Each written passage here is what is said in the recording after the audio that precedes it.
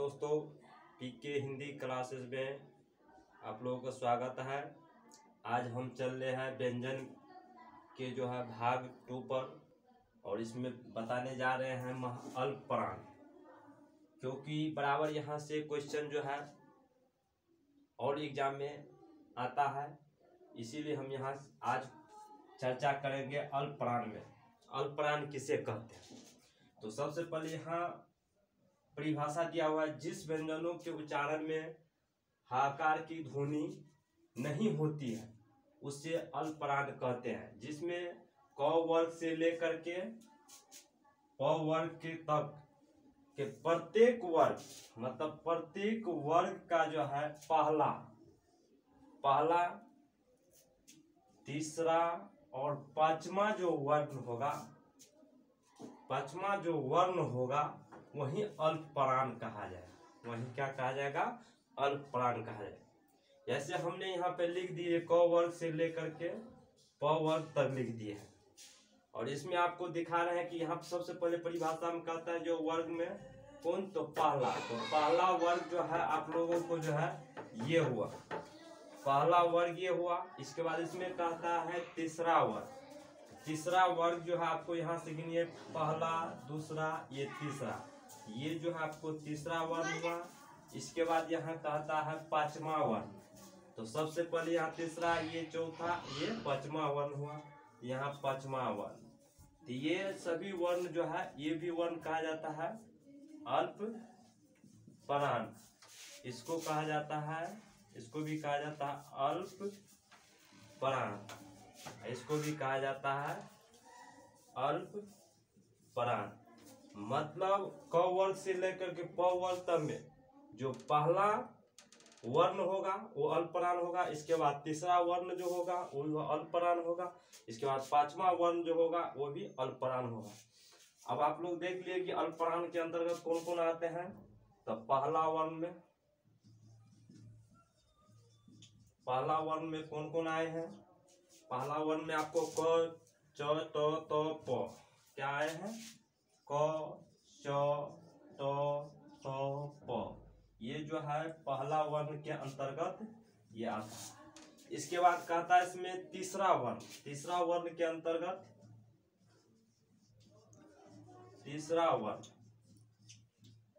वर्ण के अंतर्गत होना था। तीसरा वर्ण के अंतर्गत आता है ग, ज, ड, द, ब। कौन कौन आता है? ग, ज, ड, द, ब। ये सभी तीसरे वर्ण में आते हैं। पांचवा वर्ण इसमें कहा गया है, पांचवा वर्ण भी कहा गया। तो पांचवा वर्ण के अंतर्गत भी आता है इसमें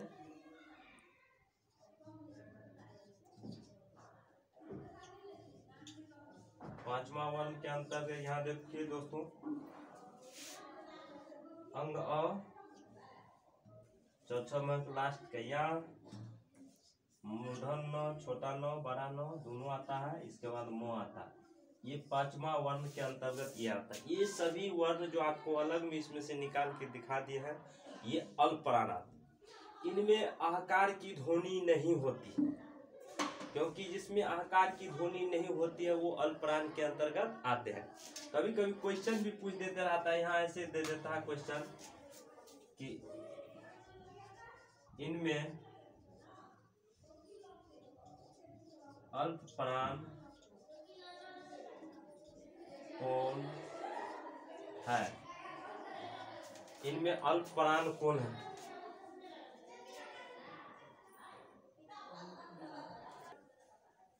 अल्पप्राण कौन है कहता है, आपको ऑप्शन में डाल देगा च, बी में डाल देगा ज, डी में डाल, सी होगा यहाँ, सी में डाल देगा नो, आदि में कह देगा इनमें से सभी। क्योंकि हम जानते हैं कि क वर्ग से लेकर प वर्ग के जितने भी वर्ण हैं, इन सभी वर्ण के पहला, तीसरा और पांचवा वर्ण जो होता है वो अल्पप्राण के अंतर्गत आता है।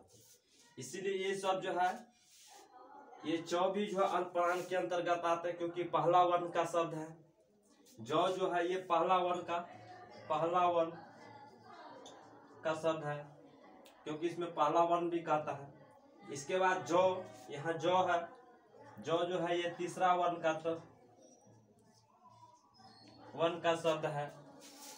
इसके बाद कहता नो, ये नो भी जो है पांचवा वर्ण का शब्द है।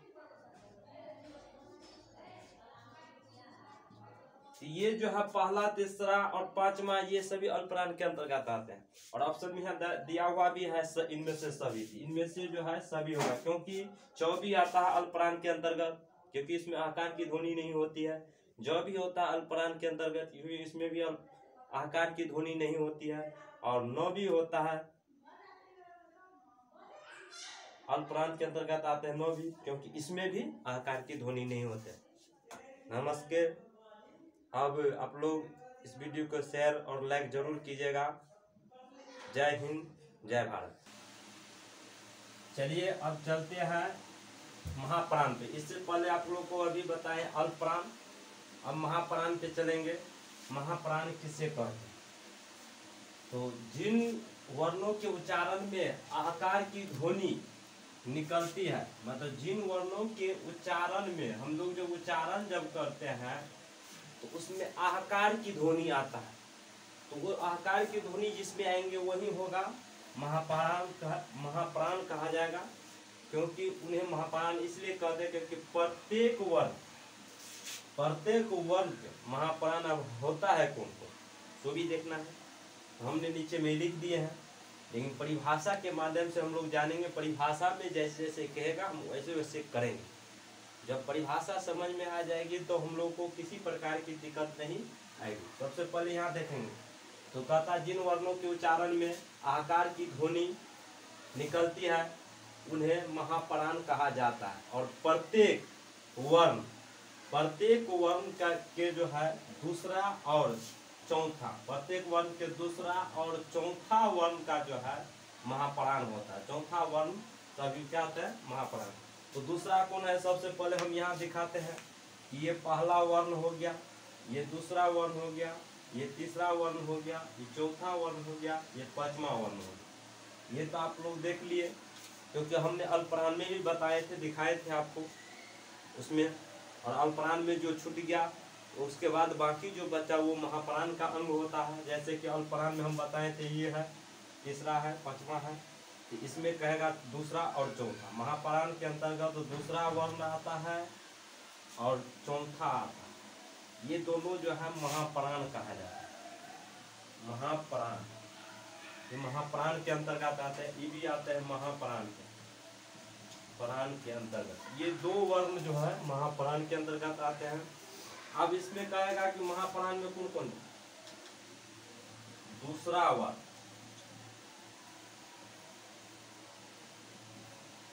ये दूसरा वर्ण जो कि जिसमें आता है आपको देख ही रहे हैं। दूसरा वर्ण में ख आता है, छ आता है, चौथों में ख आता है, ख आता है, इसके बाद ख आता है। ये जो है पांच वर्ण जो है ये आता है महाप्राण के अंतर्गत आता है। अब इसके बाद इसमें कहा गया कि यहाँ चौथा वर्ण, तो चौथा वर्ण कौन है? हमने लिख दिया यहाँ पर चौथा वर्ण। तो चौथा वर्ण के अंदर आप देख रहे हैं कि ये होता है घ होता है, झ होता है, ध होता है, ध होता है, भ होता है। तो हम यहाँ लिख देते हैं घ, इसके बाद झ, इसके बाद भ, इसके बाद भ, इसके बाद भ। ये जो है दोनों महाप्राण के अंतर्गत आते हैं। आपको इसमें पूछ देगा कि इनमें से कौन महाप्राण नहीं। यहाँ क्वेश्चन पूछ देगा कि इनमें से कौन महाप्राण नहीं है। ऑप्शन डाल दिया जाएगा इसमें घ ए में, बी में, च सी में, ख डी में, सभी। तो इनमें कह रहा है कि इनमें से कौन महाप्राण नहीं है, इनमें से कौन महाप्राण नहीं है। तो इसमें सबसे पहले देखेंगे कि महाप्राण के अंतर्गत आते हैं। तो महाप्राण के अंतर्गत आता है जो दूसरा वर्ण जो आता है, क वर्ण से लेकर प वर्ण का जो दूसरा वर्ण वो होता है महाप्राण। इसके बाद चौथा वर्ण जो आता है वो भी होता है महाप्राण। ये दूसरा और चौथा वर्ण पे हम लोग ध्यान रखेंगे जो कौन है, इनमें दूसरा और चौथा वर्ण का सब वर्ण कौन है। इसमें जैसे कि यहाँ आप लोग देख रहे हैं कि घ, ये घ जो है आपको जो है चौथा वर्ण है, ये चौथा वर्ण के अंतर्गत आता है, चौथा वर्ण। और हम जानते हैं कि चौथा वर्ण जो है महाप्राण का अंग है, इसीलिए ये महाप्राण हो गया। और इनमें क्वेश्चन का इनमें से कौन महाप्राण नहीं है, हमको नहीं है वो दिखाना है।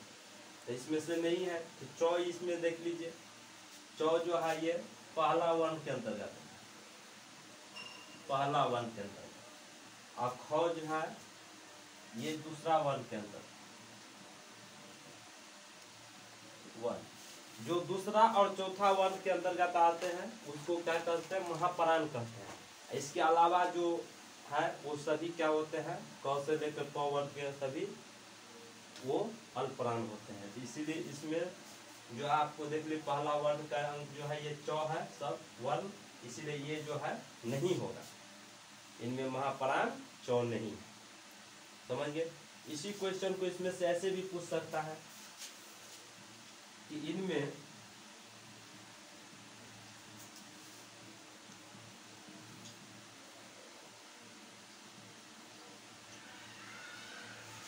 महाप्राण कौन है। ऑप्शन में यहाँ डाल देगा क ए में, बी में, ग सी में, घ डी में, नॉन ऑफ दी, मतलब इनमें से कोई नहीं है। तो सबसे पहले क्वेश्चन को समझना है, क्वेश्चन क्या कह रहे हैं, इनमें से महाप्राण कौन है, इनमें से महाप्राण कौन है। सबसे पहले ये देखें कि महाप्राण पूछ रहे, क्योंकि अभी महाप्राण चल रहे, महाप्राण की चर्चा चल रही है यहाँ पर, तो महाप्राण पूछ रहे। तो महाप्राण के अंदर हम जानते हैं कि पहला वर्ण छोड़ करके दूसरा वर्ण होता है, इसके बाद तीसरा वर्ण छोड़ करके चौथा वर्ण होता है।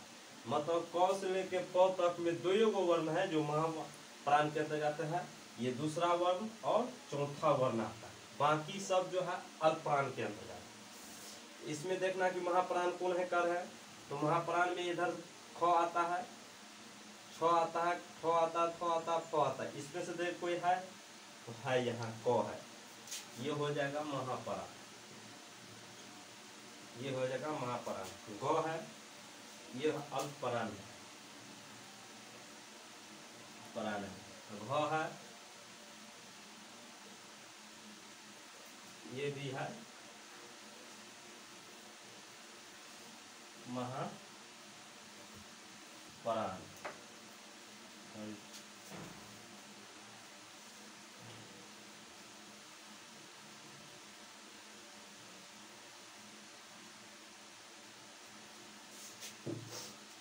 यहाँ महाप्राण है और इनमें पूछे महाप्राण कौन है, तो इसमें दो गो महाप्राण है, ये नंबर में दिया है और सी नंबर में दिया है। और इसके बाद डी में देखेंगे, डी में क्या कर रहा है, तो डी में कहता है ए और सी दोनों, इसीलिए इसमें जो है डी होगा आंसर, डी। धन्यवाद, जय हिंद।